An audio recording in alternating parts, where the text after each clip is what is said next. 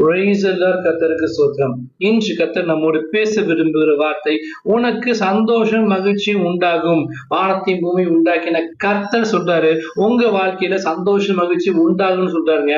எப்படின்னா ஏசாயா 35 சொல்லுது, கர்த்தரால் மீட்கப்பட்டவர்கள் திரும்பி ஆனந்த களிப்புடன் பாடி சீயோனுக்கு வருவார்கள். நித்திய மகிழ்ச்சி அவர்கள் தலைமையில் இருக்கும். சந்தோஷம் மகிழ்ச்சியும் அடைவார்கள். சஞ்சலம் தவிப்பும் ஓடிப்போம். நீங்களும் நானும் கர்த்தரால் மீட்கப்பட்ட ஜனங்கள். எப்படி? அவருடைய ரத்தத்தை கொடுத்து, விலையேற பெற்ற ரத்தத்தை கொடுத்து, விலைக்கரையமா கொடுத்து உங்களை என்னையும் கர்த்தர் மீட்டெடுத்திருக்காரு. பாவத்திலிருந்து மீட்டெடுத்திருக்காரு, சாபத்திலிருந்து மீட்டெடுத்திருக்காரு, தரித்திரத்திலிருந்து மீட்டெடுத்திருக்காரு. கண்ணீர்கள், கவலைகள், உபத்திரவங்கள், சோதனைகள் எல்லாவற்றிலிருந்து கர்த்தர் உங்களை என்னையும் மீட்டெடுத்திருக்காரு.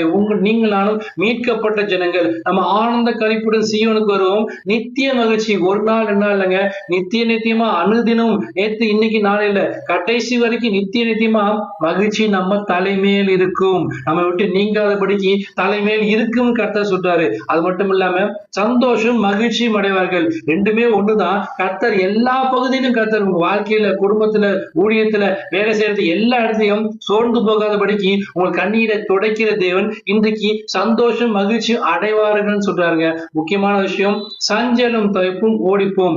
எந்த காரியம் உங்களை சஞ்சலப்படுத்தி கொண்டது, அது எல்லாவற்றும் வாழ்க்கையில நீங்கும்படியாக கர்த்தர் ஒரு மகிழ்ச்சியான ஆசீர்வாதம் தராரு. கர்த்தருக்குள்ள எப்போதும் சந்தோஷமா இருக்கும் வசனத்தின் பிரகாரமாக உங்க வாழ்க்கையில, நம்ம வாழ்க்கையில சந்தோஷம் மகிழ்ச்சியும் நிறைவா இருக்கும்படி கர்த்தர் ஆசீர்வதிக்க போறாருங்க. ஆமென் என்று பெற்றுக்கொள்ளுங்கள். கர்த்தர் நிச்சயமாக ஆசீர்வதிப்பார். ஆமென். God bless.